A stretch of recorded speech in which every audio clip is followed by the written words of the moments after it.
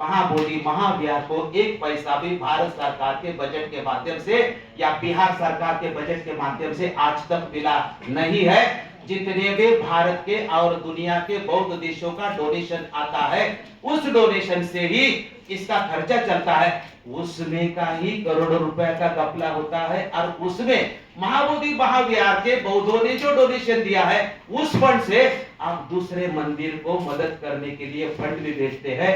हम कुछ नहीं कर सकते हैं, हम देखते रहते हैं कि हम अनुशासित नहीं है, हम एक बैनर के नीचे नहीं है। पूरा भारत का बुद्धिज्म वो लोग अपने सामने अपने हाथ से ले रहे हैं, लेकिन हम कुछ नहीं कर पा रहे हैं क्योंकि हम विभाजित है। और विभाजित क्यों है? हम संविधान बना के, हम कोड ऑफ कंडक्ट बना के एक बैनर के नीचे हम लोग कभी भी आने की कोशिश नहीं कर रहे हैं। इसलिए मैंने कहा कि केंद्रीय कानून क्यों चाहिए,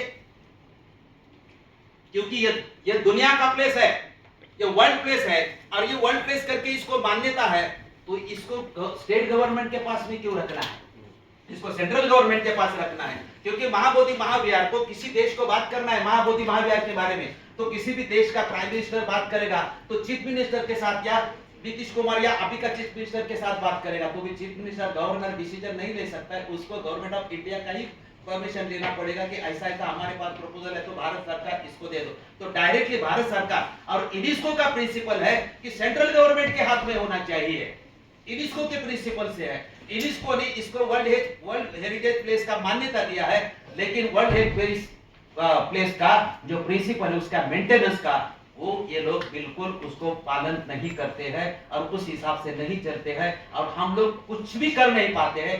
क्योंकि इस पॉइंट जो मैं आपके सामने अभी ये जो पॉइंट रख रहा हूं, इस पॉइंट को आप तक किसी भी आंदोलन ने हाईलाइट किया हुआ आपको दिखाई नहीं देगा। तो इसी पॉइंट के मैंने जो भारत सरकार को जो सबमिट किया है, उसके लिए उसका बुक भी मैंने पब्लिश किया है। ये बुक परसों मैंने बंबई में ये बुक पब्लिश किया है महाराष्ट्र में। इसकी हिंदी कॉपी बनाई है, इसकी इंग्लिश कॉपी बनाई है, लेकिन पब्लिश मैंने जितने मेरे पास पैसे थे उसके मैंने मराठी की है, इंग्लिश की मेरे पास तैयार है, हिंदी की मेरे पास तैयार है। और ये इसका टाइटल ही मैंने दे के बोल गया, महाबोधि महाविहार का एक्ट।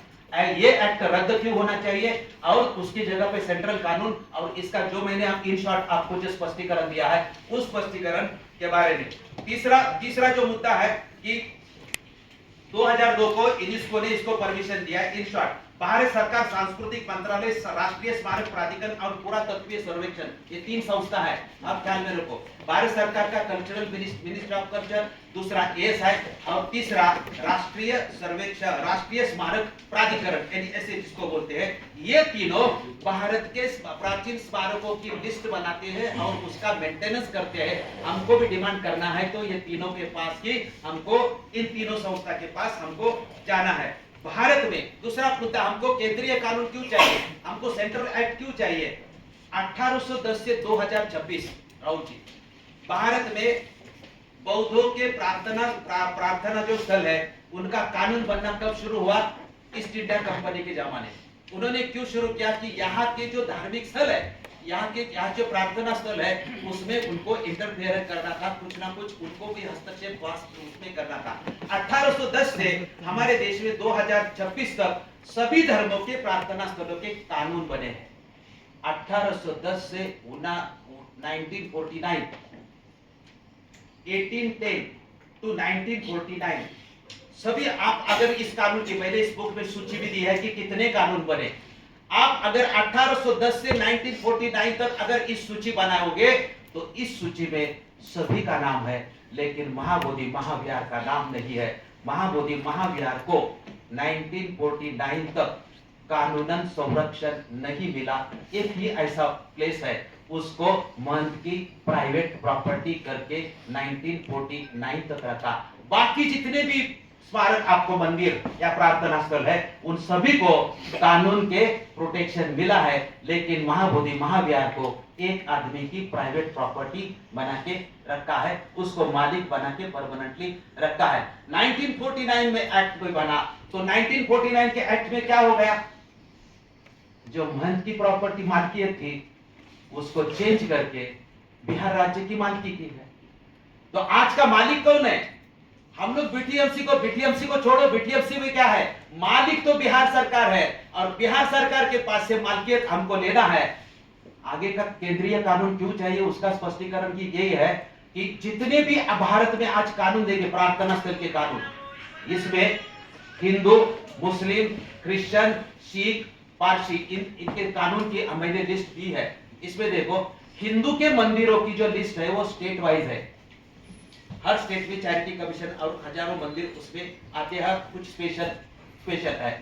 आप देखो कि मुस्लिम का कानून एक ही है, सेंट्रल एक्ट है, वक्फ बोर्ड। आप देखो क्रिश्चियन का एक ही कानून है।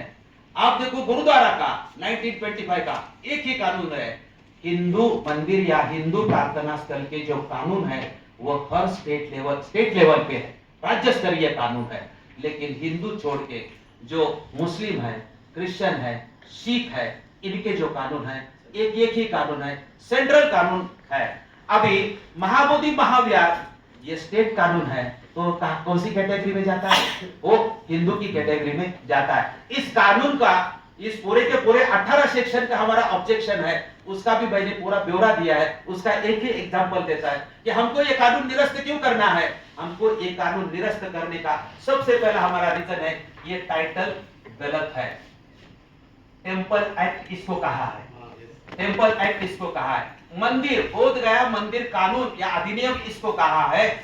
सर अलेक्जेंडर कनिंघम ने अपने बुक में क्लियरली स्पष्ट किया है और उसके पूरे के पूरे आपको प्रूफ दे दिया है। और उन्होंने कहा है कि ये जब से बना है तब से इसका नाम महाबोधि महाविहार ही है। मंदिर शब्द प्राचीन बुक में कहा भी नहीं मिलता है।